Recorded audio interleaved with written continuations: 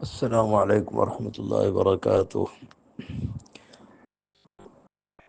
یہ فقیر کل سے گروپ میں نہیں آیا، تھوڑی دیر کے بعد یہ میرا موبائل تھوڑا سا گڑبڑ کرنے لگا، تو ابھی اس کو درست کیا ہے اور حاضری کا موقع ملا ہے۔ حضرت قاری بشیر احمد شاہ مدد اللہ کی باتیں سنی اور حضرات کی تحریریں بھی پڑھی۔ حضرت قاری سے نے بہت اچھا فرمایا ہے کہ آپ خود ہی محتم بن جاؤ جی، تو شکوہ ختم ہو جائے گا۔ ایک کہاوت ہے، کسی نے کہا کسی آدمی کے اندر کوئی عیب تھا، کوئی گناہ وغیرہ یا کوئی ایسی عادت تھی،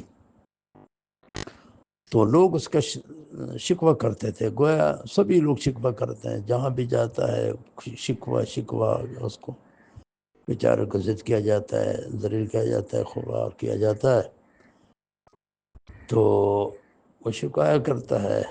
تو عقل مند آدمی تھا، اس نے کہا بھی دیکھ، وہ کام ہی چھوڑ دے، کوئی شکوہ نہیں کرے گا، بہت میں بن جو شکوہ ختم ہو جائے گا۔ پہلے بھی کہا گیا ہے، حضرت قاری صاحب نے اسے اشارہ فرمایا ہے کہ اخلاص کی کمی ہے جانبین سے، تالی دونوں ہاتھوں سے بجتی ہے، یہ ذہن میں رہے۔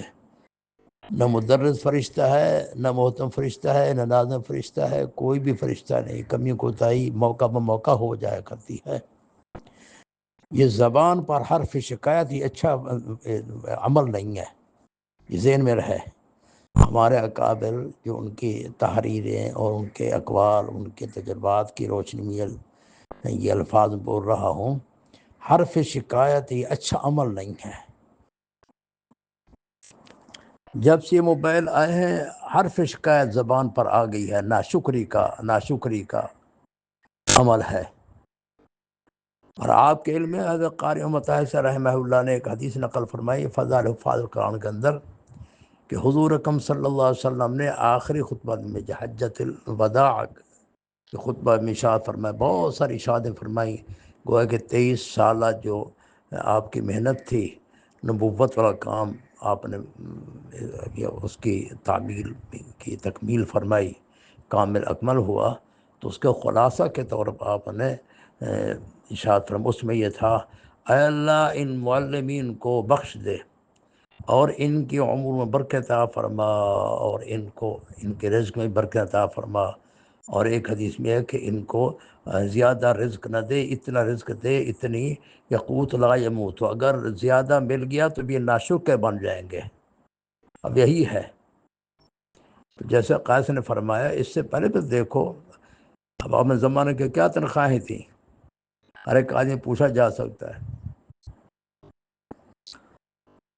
اللہ کے بندو، یہ غنیمت سمجھو، ضرورت میں بہرحال ہے، ضرورت کبھی پوری ہوتی کبھی نہیں ہوتی، بس اس پہ خوش ہو کہ اللہ نے ہمیں قرآن مجید پڑھنے پڑھانے کا موقع عطا فرمایا ہے، ہم خوش نصیب ہیں، اس کا کوئی انکار نہیں ہے۔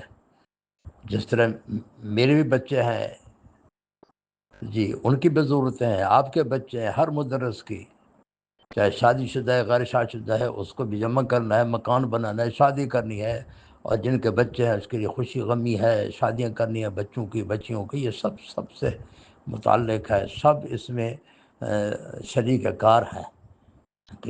تو میرا زندگی کا تجربہ ہے کہ جب سے موبائل ہے چند سالوں سے یہ رونا دھونا شروع ہو گیا ہے، پہلے کوئی نہیں روتا تھا، کہیں ہوتا تھا، ٹھیک ہے، تو محتم آپ بن جائیں، پھر دیکھتے ہیں کہ قاری کیوں بدلتے ہیں، پھر دیکھتے ہیں تنخواہیں آپ کتنی زیادہ دیتے ہیں، کتنی مراد دیتے ہیں، لگ پتہ جائے گا۔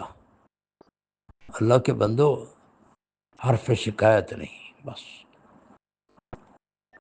صبر کرو، صبر کی ہم تلقین کرتے ہیں،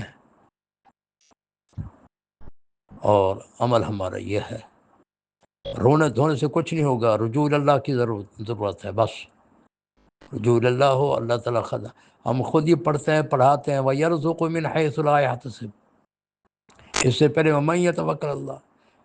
قرآن سے بڑھ کر آدمی کون بڑا غنی ہے؟ قرآن جس کو مل گیا، علماء لکھا ہے حدیث ایک مفہوم ہے کہ جس کو قرآن مل گیا وہ دنیا کا بہت بڑا یہ غنی آدمی ہے، بہت بڑا مالدار آدمی ہے۔